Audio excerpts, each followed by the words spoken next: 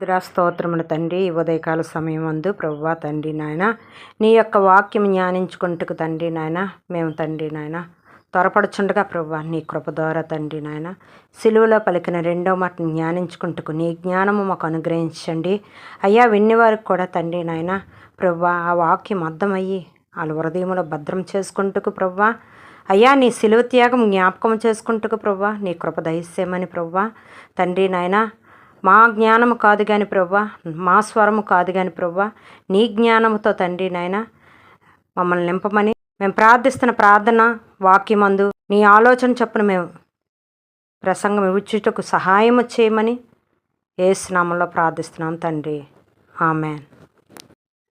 సిలువలో సిలువలో ఆ ఘోర కల్వరిలో తులువల మధ్యలో వేలాడిన యేసయ్యా.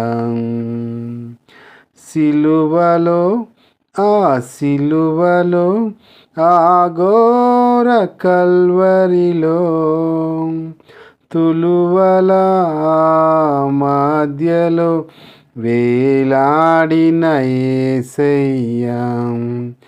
బలి అయిన యేసయ్యా, వెలి అయిన యేసయ్యా, నిలువెల్ల నలిగితివా, నీవెంతో అలసితివా. సిలువలో సిలువలో ఆ ఘోర కల్వరిలో తులువల మధ్యలో వేలాడిన యేసయ్యా. నేరము చేయని నీవు ఈ ఘోర పాపి కొరకు భారమైన సిలువ మోయలేక మోసావు. ఏ నేరము చేయని నీవు ఈ ఘోర పాపి కొరకు భారమైన సిలువ మోయలేక మోసావు.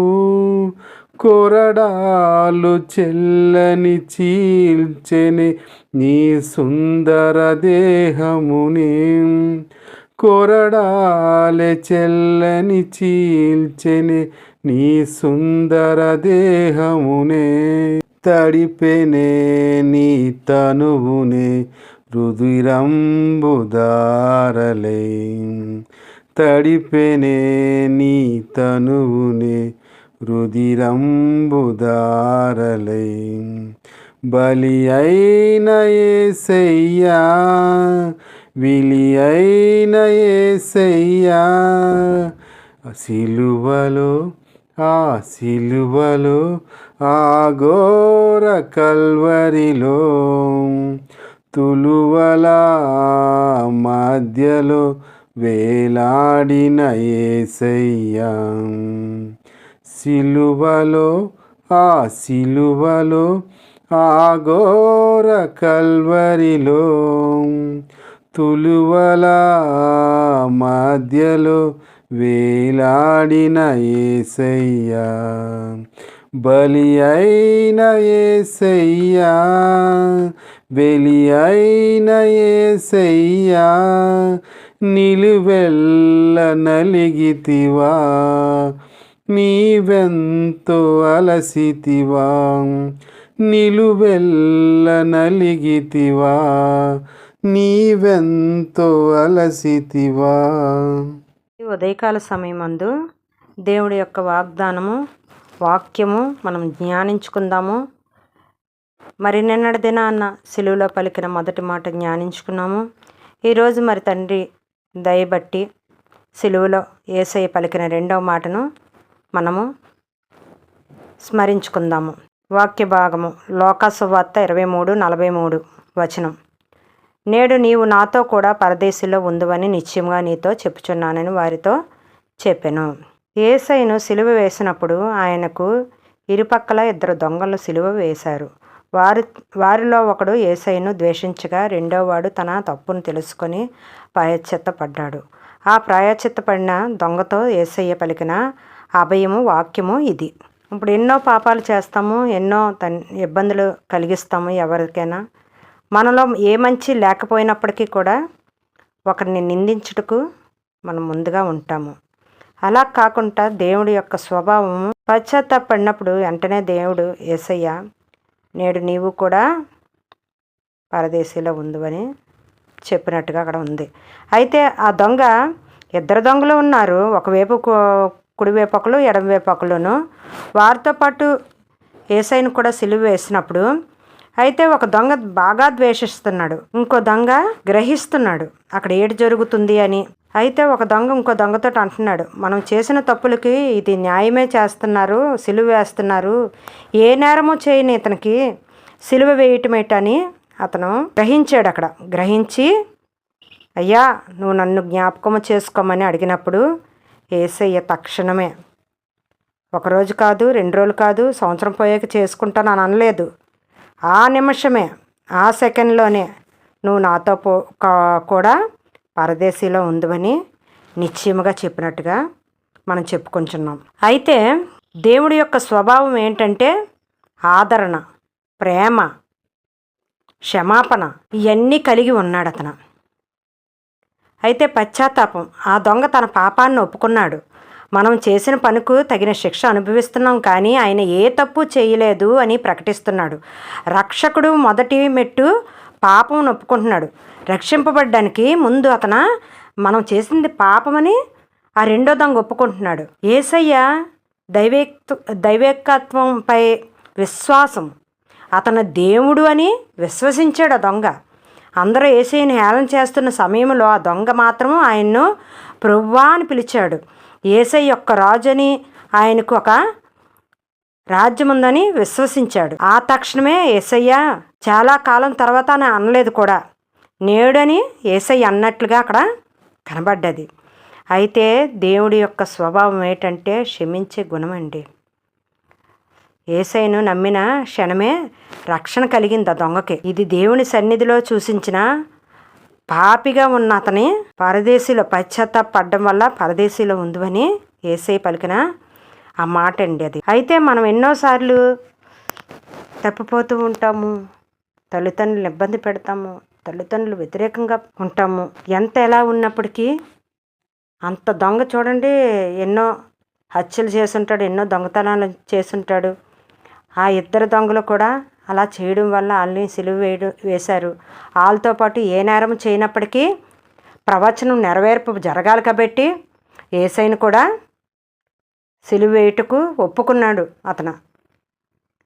అయితే దానివల్ల ఇద్దరు దొంగలు పాపాలు చేసినప్పటికీ ఒక అతను మాత్రం తనలో పశ్చాత్తాపం కలిగింది.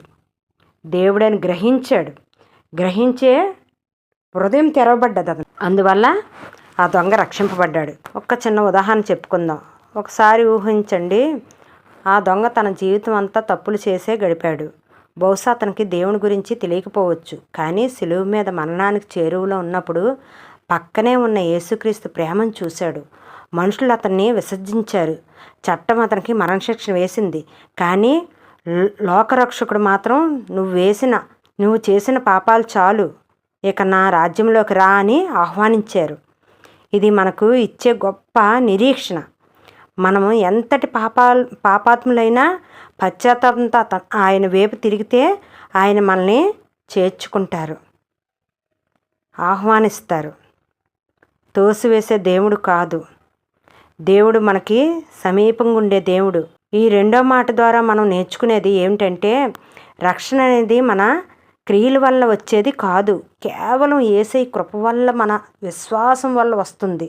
ఆ దొంగకు దొరికిన నిరీక్షణ ఆ రోజు మనందరికీ కూడా దొరుకుతుంది. దొంగ నిరీక్షించాడు, దేవుని గ్రహించాడు, దేవుని మాటలు గ్రహించాడు, దేవుని చూశాడు, దేవుని స్వభావాన్ని చూశాడు. అయితే మనకు ఎంతమంది దైవసేవకులు చెప్తున్నారు, సువార్థికులు చెప్తున్నారు, మనం ఎప్పుడైనా గ్రహిస్తున్నామా? నిజమైన దేవుడు ఎవరని ఆలోచిస్తున్నామా? ఆలోచించాలి. ఏ ఒక్కరు కూడా ఇంకొకరి గురించి ప్రాణం పెట్టరు. దేవుడి యొక్క త్యాగం మనం గుర్తించాలి. దేవుడు నిరీక్షించాడు మన గురించి. అది తెలుసుకోవాలి. దేవుడు ప్రేమను గ్రహించాలి మనం. మరి ఈరోజే పశ్చాత్తాపడదామా? మన పాపాలు దేవుడి ముందు ఒప్పుకుందామా? దేవుడు ఆలస్యం చేసే దేవుడు కాదండి. మనం పశ్చాత్తాపడితే మనం క్షమించే దేవుడు, ఆదరించే దేవుడు, ఆదరణకర్త. అలాగే మనం చాలాసార్లు దేవుడి గురించి మర్చిపోతూ ఉంటామండి. రిఫరెన్స్లు కూడా కొన్ని ఉన్నాయి, అది కూడా ఒకసారి మీకు చెప్పేస్తాను. పశ్చాత్తాపము మరియు ఒప్పుకోలు గురించి రోమియోలకు 10:9-10 యేసు ప్రభువుని నీ నోటితో ఒప్పుకొని హృదయమందు విశ్వసించిన ఎడల నీవు రక్షింపబడదువు. ఆ దొంగ సరిగ్గా అదే చేశాడు. యేసయ్యను ప్రభువుగా అంగీకరించి ఉన్నాడు. అలాగే 1 యోహాను 1:1 మన పాపములను మనం ఒప్పుకునే ఎడల ఆయన నమ్మదగిన వాడును నీతిమంతుడు గనుక ఆయన మన పాపాలను క్షమించును. దేవుడు మన పాపాలను క్షమించడానికి ఎప్పుడు కూడా సిద్ధంగా ఉంటారు. అయితే వాక్యమే చెప్తుంది. రోమియోలకు రాసిన 10:9-10. అలాగే 1 యోహాను 1:9. రెండో దొంగను కూడా క్షమించినట్టుగా లోకాసువార్త 23:39-43 చూసుకుంటే ఆ దొంగను క్షమించినట్టుగా పరదేశీలో ఉంటామన్నట్టుగా దేవుడు చూపిన కృప, అక్కడ ప్రేమ అక్కడ ఉంది.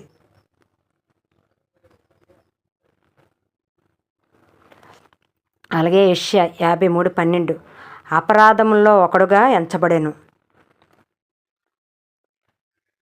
దేవుడు అపరాధముగా మన గురించి ఎంచబడ్డాడు. అయితే మత్తయి సువార్త 27:38 చూసుకుంటే అప్పుడు ఆయనతో కూడా 2 దొంగలు, ఒకడు కుడివైపును ఒకడు ఎడమవైపును సిలువ వేయబడ్డారు. దీని ద్వారా యేసయ్య ఒంటరిగా లేడని, పాపుల మధ్య ఉన్నాడని గ్రహించాలి, విశ్వసించాలి. మార్కు సువార్త 15:27 ఈ వచనంలో కూడా యేసయ్య 2 దొంగల మధ్య సిలువ వేయబడటం గుర్తించి వ్రాయబడి ఉన్నది. ఇలాగ మనం దేవుడి గురించి చెప్పుకొని వెళ్తే దేవుడు కనికర కర్త, దేవుడు రక్షకుడు, సజీవుడు, మన మొర ఆలకించే దేవుడు, మనకు సమీపంగా ఉండే దేవుడు, మనము మొరపెడితే ఉత్తరమిచ్చే దేవుడు. అలాంటి దేవుడు మనం కలిగి ఉన్నాం కదండి. ఈరోజే నిరీక్షిద్దాం. దేవుడు ఎవరు? అసలు సృష్టికర్త ఎవరు? అన్నీ పక్కన పెట్టండి. ఎవరెవరినో కొలుసుకున్నది అన్నీ పెట్టండి. ఈ దేవుడు ఆ దేవుడు అని కాదు. మనశ్శాంతిగా కూర్చొని సృష్టికర్త ఎవరయ్యా అని అడగండి. మీకు జవాబు వచ్చే వరకు అడగండి. అప్పుడు మీకు సృష్టికర్త ఎవరని తెలుస్తుంది. వందనాలండి. నా యొక్క మాటలు మీకు నచ్చితే ఈ ఛానల్ని రోజు కూడా వీక్షించమని అడుగుతున్నాను. ఆ దేవుడికి కోట్లాది స్తుతులు చెల్లించుకున్న, సాగిలిపడి నమస్కారం చేసినా తక్కువేనండి. అయితే ఈరోజు ప్రార్థన చేసుకుందాం. మహాపరిశుద్ధుడా, ప్రేమగల తండ్రి, సిలువలో నీవు పలికిన 2వ మాటను బట్టి నీకు వందనములు, స్తుతులు, స్తోత్రాలు. నాడు ఆ దొంగ పట్ల చూపిన కృపను ఈరోజు మా పట్ల కూడా చూపించుటకు దేవా నువ్వు చేతులు చాచి ఉంచి ఉన్నావు ప్రభువా.